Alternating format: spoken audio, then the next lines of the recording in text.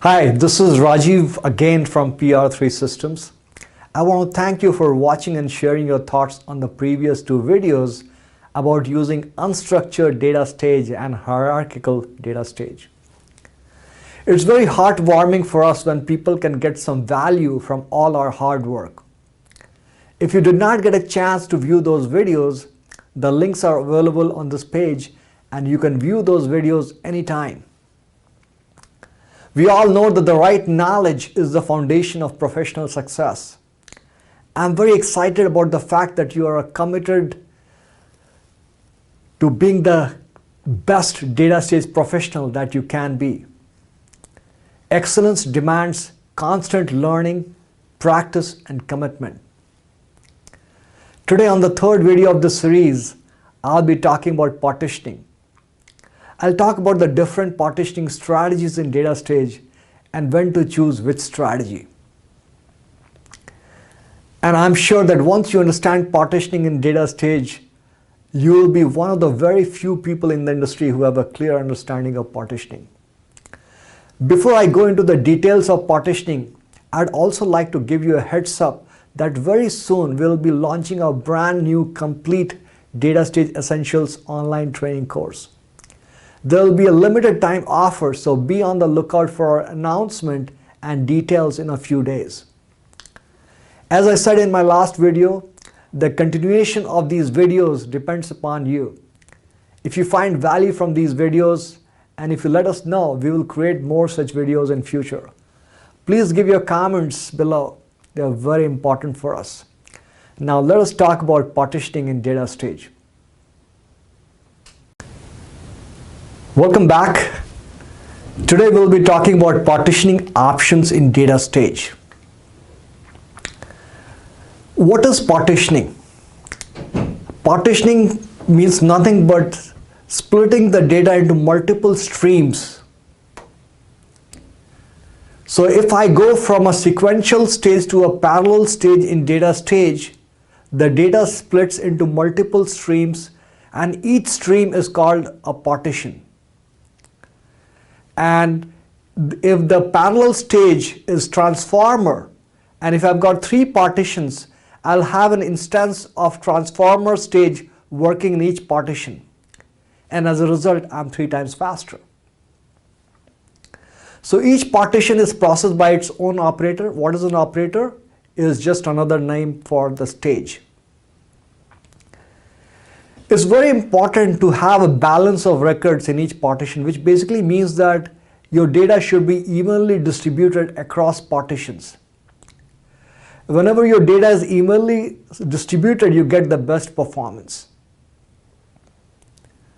And whenever you do not have even distribution, your performance times increases. So there are two different types of partitioning algorithms in data stage. One is the keyless partitioning and the second is keyed partitioning. So let's look at what is a keyless partitioning. So keyless partitioning talks about all the algorithms which do not depend upon a specific key. And in keyed partitioning, the partition to which a data goes to depends upon a specific value of a key. So we'll talk more about keyed and keyless partitioning in a subsequent slide. Let's go over all the different algorithms available in data stage. So we'll go over it again in detail, but for now just know what these are. So the default partitioning is called auto partitioning. The second is random. Third is round robin, same, entire, modulus, range, hash, and DB2. These are the different partitioning algorithms. So coming back to keyless, in keyless partitioning, the partition to which a data row goes is independent of the value of the key. So what are the examples of keyless partitioning? Round robin, random, entire, and same. These 4 partitioning types, they are all keyless. The second type of partitioning is called keyed partitioning. In keyed partitioning, the partition to which a data rows get sent to depends upon the value of a specific key. So what are the examples of keyed partitioning? Hash, modulus, DB2 and range. So we'll talk about each of these. But remember that keyed partitioning is generally used whenever we need to combine multiple rows which have got the same key in the same partition. So what are the examples when you might have such a requirement? Suppose I'm trying to aggregate on a specific column. I want to get the sum total for each customer in my customer transaction data. It would be a good idea to partition based upon the customer ID. So we'll talk more about the different types of keyless and keyed partitioning very soon. So where exactly do you specify the partitioning? So there will be a demo that you can see at the end, but remember that you can go to any parallel stage. When you go to the input tab, there's a partitioning sub tab, and within the partition type, as you can see, when you click on the drop down, you can choose any of those partitioning algorithms. The default is auto. So let's talk about auto partitioning. What is the meaning of auto partitioning? So auto partitioning is the default partitioning used by DataStage. Whenever you choose auto partitioning, DataStage selects the best partitioning algorithm at runtime. It is generally choosing either round robin or same. But for specific stages, it does choose some default partitioning.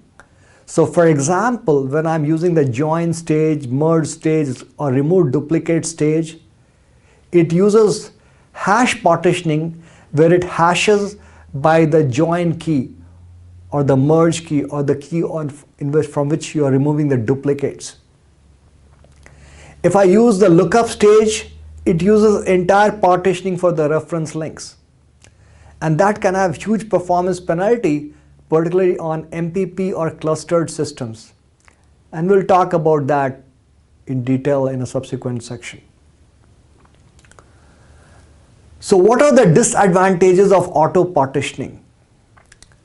Auto partitioning is generally useful when you do not have very clear understanding of partitioning and you just leave it at auto and DataStage does the job for you, so you do get correct results most of the time.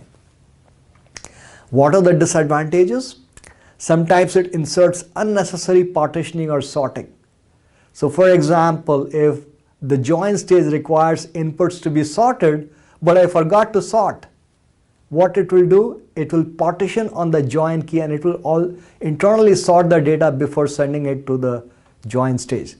Now you might ask, hey, what is the problem if it does unnecessary sorting or partitioning? If your data is already sorted and if you sort it twice, it is going to give you a performance impact. So if you're really trying to have really fast jobs, it is very, very important that you understand about those nuances when you design your job. So for example, if I'm trying to aggregate drug sales by drug ID, and if I've got 15 drug IDs, it would be a good idea to hash partition based upon the drug ID, so that all the rows which pertain to the same drug ID, they all go to the same partition. So we'll talk more about this, about each of these partitioning strategies in the subsequent slides. So let's talk about the first partitioning strategy called the round robin. Round robin is a keyless partitioning in which the row to which the partition to which a row goes depends not upon the key. So it just like a pack of cards that get distributed in a game of cards, you just distribute 1, 2, 3, 4, 5, 6, 7, 8, 9 and so on. So in case of round robin partitioning, the rows are evenly distributed, and since you are not using any calculation to find out which partition a data goes to, it has got very low overhead. So whenever you are in doubt, it's a good idea to use round robin partitioning. The second type of keyless partitioning is random partitioning. In random partitioning also, the data is evenly distributed across partitions, and the only difference between random and round robin is that in random there's no clear logic, it is just random. So as a result, the overhead is slightly more when you use random when compared to round robin. So as you can see, in both random and round robin, you have got almost equal distribution across all partitions. The next is entire partitioning. In an entire partitioning, what happens is that you take the entire data and you copy it in every partition. So as you can see, my data is 1, 2, 3, 4, 5, 6. It is copied in every partition. Now you might ask, I thought that the goal of DataStage is to give you the best performance. Why would I copy all my data in every partition? So you do it particularly in lookup stages, and I'll have a separate whiteboarding session after the slide where you can see what is the benefit of entire partitioning. And so whenever you use entire partitioning, you might say that, hey, I've got multiple copies of the data, so my memory consumption is going to increase. In case of SMP system, since it is shared memory, the memory consumption does not increase. However, in case of MPP or clustered, when you've got different machines, the memory consumption can increase if you use entire partitioning. So in those cases, we might have to use hash partitioning. But we still have to answer why is entire partitioning good in a lookup stage on SMP systems, and that will be there in the whiteboard session after the slide. Hi, let's talk about entire partitioning. Why do you think, what is the logic behind dividing data into multiple partitions but copying the entire data in every partitioning? Doesn't make sense. So let's look at an example. So I've got an example in which there's a file, and the file has got two columns. The first column is called credit card number, and the second is transaction value. So for the sake of simplicity, my credit card number is just one digit. So 1, 6.22, 1, 3.11, 2, 6.16, 2, 3.19, 2, 4.16, and then 3, 5.19. So this is my first file, and I also have a second file over here which has got two columns. First is credit card number and second is name. So 1 is John, 2 is Mary, 3 is Jack. Now my goal is to combine the data. So I take the data from each of these files and I send it to a lookup stage. As you can see, the common column is credit card number, and I want my final output to be credit card number, name, transaction value. Okay, so as you can see, this is how I want to do. But I've got a small twist. I've got two partitions. So two partitions, and the lookup happens within each partition. So I use round robin on both sides. So my first one is over here, second one is over here, first 2 is over here, second 2 is over here, third 2 is over here, and first 3 is over here. Similarly over here, I've got round robin 1, 2, and 3. So if I look at partition 0, I've got 1, 2, and 2, and I've got 1 and 3. So I want to do a lookup. So I'll see that I've got only one output. So the output is going to be 1, John, 6.22. That's it. And for my second partition, it's going to be 1, 2, 3. And then this 2 over here, so I get only one output, which is the second 2, which is 2, Mary, 3.19. So as you can see, I have got 6 rows over here and they all have a match, but I'm getting only 2 rows in my output. And that is because they are not matching in the partition. So one way to solve this problem is to use entire partition on the reference. So it becomes 1, 2, 3 over here, 1, 2, 3. And when I do that, I get all the matches because the same data is available on both the partitions. In these situations, whenever we use lookup stage on the reference, entire partitioning is useful. Now what I could also have done is I could have hash partition on the same credit card number on both sides. That could have also worked. But in SMP systems, the calculation for using hashing for the credit card number might be more expensive than just replicating in shared memory. So depending upon the situation, you can decide which option is better. So this is how you use entire partitioning.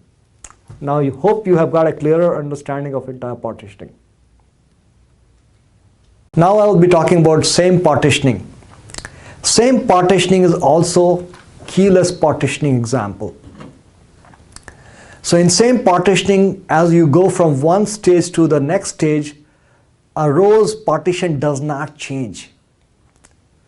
So what is the advantage of same partitioning? If I have already sorted the data in the previous stage, I can maintain the sort order. And since I do not repartition, my CPU cycles are used to the least amount. So my overhead is the minimum when I use same partitioning. So there's also an option called preserve partitioning flag in the stage, which requests all the subsequent stages to maintain the partitioning. And as I said earlier, same partitioning is the fastest partitioning method available. Okay, and you can use same partitioning when no repartitioning is required. However, same partitioning does have some downsides. So if you always use same partitioning, there are some downsides. What are those downsides? So for example, if I'm reading from a sequential file and I follow that sequential file with same partitioning in the subsequent stage, what happens? The next stage also runs sequential, even though it might be a parallel stage. So you got to be very careful when you're using same partitioning. The next is hash partitioning. Hash partitioning is an example of keyed partitioning. In hash partitioning, the data is distributed according to values in the key column. Generally, hash partitioning is used when the key column is of type varchar. Whenever it is of type integer, you generally prefer modulus because it has got less overhead.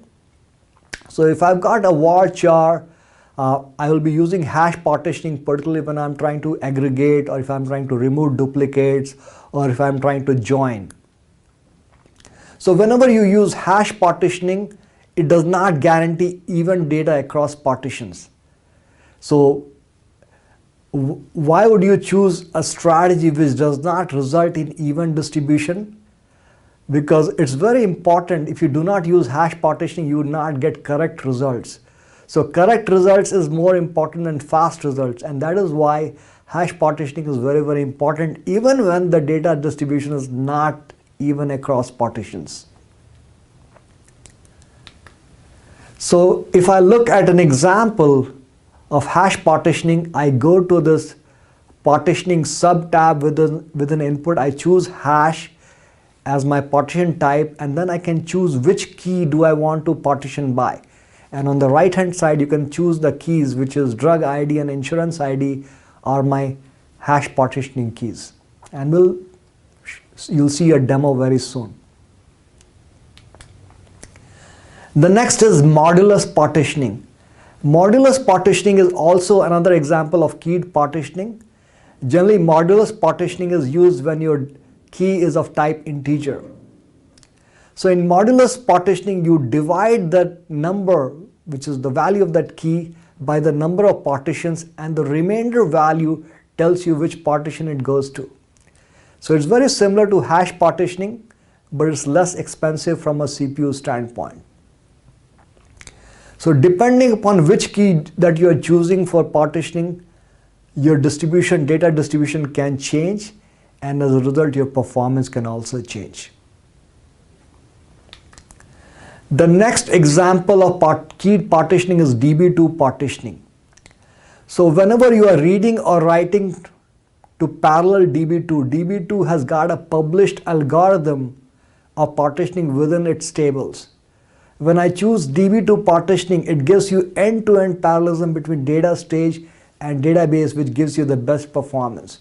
So in case of DB2, when you choose DB2 partition type, you can give the database name from the user environment, or you can give the user-defined variable for database name.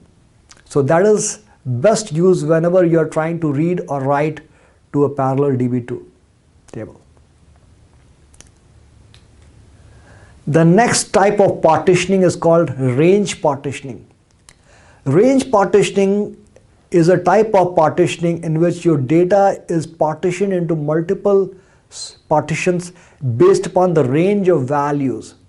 So the goal is to have equal size partitions and also have the rows with the same key in the same partition. So it's a combination of hash and round robin. Now what I mean by that is that just as round robin has got equal distribution, range has got equal distribution, just as hash has got multiple rows with the same value, they go to the same partition. In range also it happens like that. So this is the best. Now if this is the best, I still would not recommend you to use range partitioning. Why would I not recommend range partitioning? Because it requires two passes at the data. Every time when you use range partitioning, it requires you to create a range map file. So you create a range map file and then you use the range map file to get equal distribution. So since it requires two passes at the data, range partitioning is not very commonly used. Now under what condition would range partitioning be used? So range partitioning might be very beneficial when the data is queued across partitions and across range of values, but the degree of skewness does not change from day to day. So what happens when you do that? So if that is the situation, you can create a range map once and you can use the same range map every day for partitioning. And as a result, it is not as expensive. So this is the range partitioning. So I've got the range values over here and I choose the range map. So remember that range partition is like for example, I've gotten a team where the number of people less than 60% is just 10%. So which is absolutely non-bell curve. So what happens is that if I'm trying to tabulate the grades for all the students, I'll have to use a range map so that the data is evenly distributed. So a couple of more topics on partitioning. What is repartitioning? So whenever you go, a row which is in partition 1, when it goes to the next stage, it goes to partition 2. That is an example of repartitioning. Repartitioning is sometimes required for your job. But every time you do unnecessary repartitioning, it takes extra CPU cycles. So whenever you repartition, make sure that that repartitioning is required.